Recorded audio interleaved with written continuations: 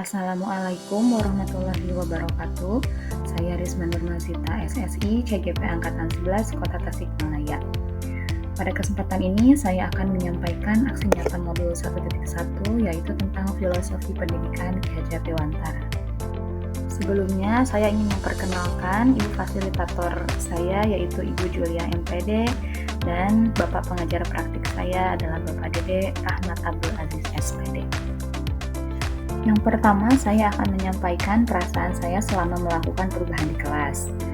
Jadi sebelumnya, proses pembelajaran yang saya lakukan itu masih berpusat pada guru atau teacher center dengan metode ceramah.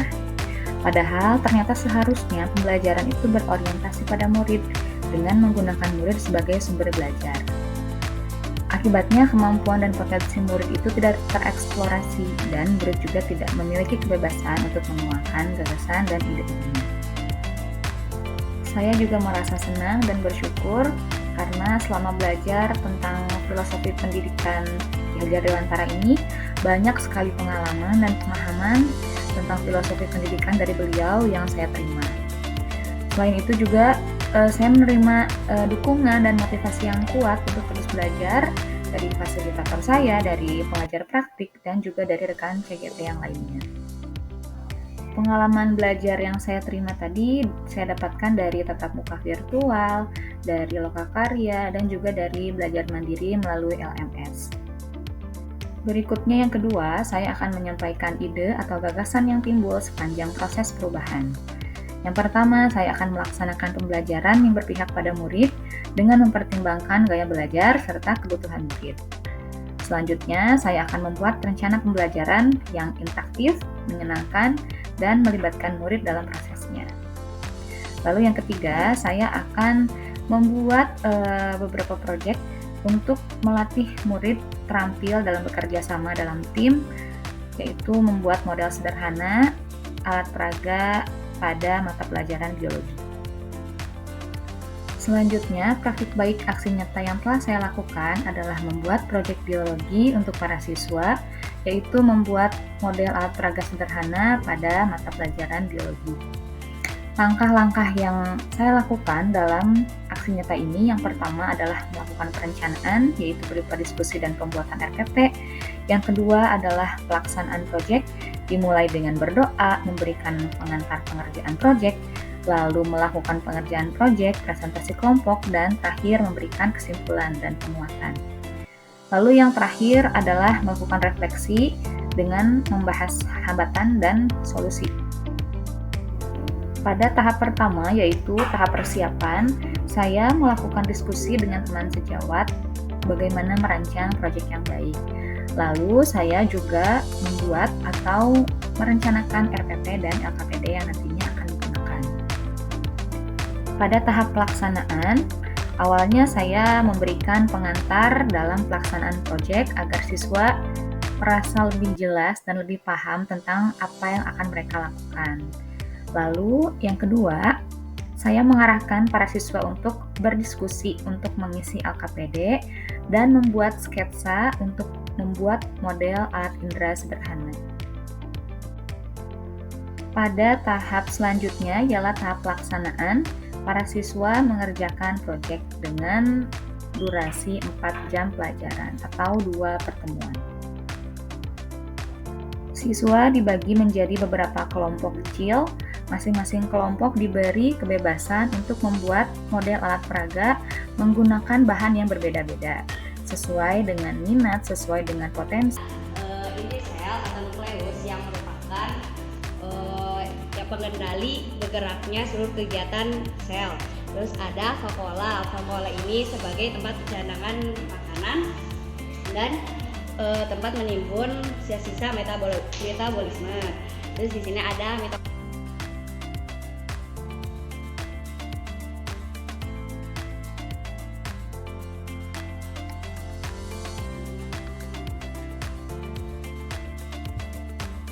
Sangat terlihat raut wajah bahagia dari para siswa karena mereka merasa senang sudah dapat menyelesaikan proyek ini dengan baik dan mereka tidak merasa terpaksa untuk melakukannya karena mereka diberikan kebebasan alat dan bahan yang digunakan.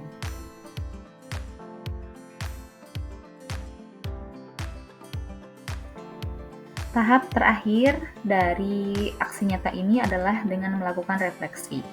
Dari kegiatan refleksi ini, saya mendapatkan bahwa terdapat hambatan yang saya alami ketika melakukan proyek ini kepada para siswa. Hambatannya adalah adanya siswa yang masih kurang aktif terlibat dalam kerjasama di kelompoknya.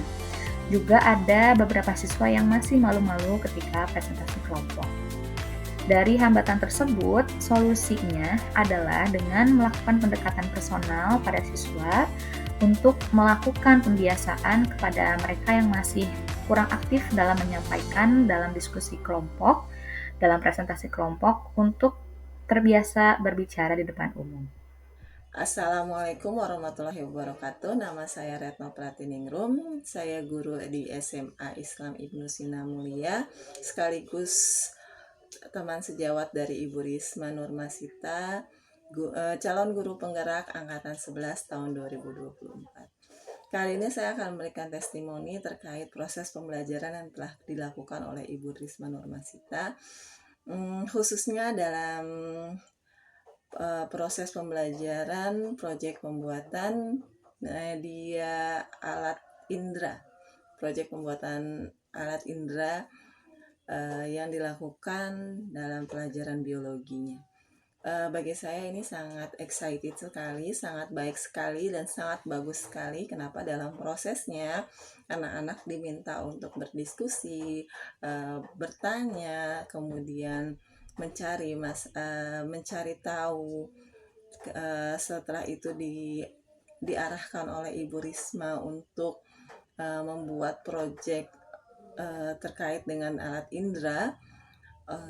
Dalam proses itu anak-anak diminta dilatih daya kritisnya, dilatih kreativitasnya, dan yang paling penting adalah kolaborasinya, juga tanggung jawabnya. Jadi di sana include banyak sekali karakter yang bisa kita tingkatkan, khususnya dalam pembelajaran yang Bu Risma telah lakukan. Sukses terus untuk Ibu Risma. Wassalamualaikum warahmatullahi wabarakatuh. Assalamualaikum warahmatullahi wabarakatuh.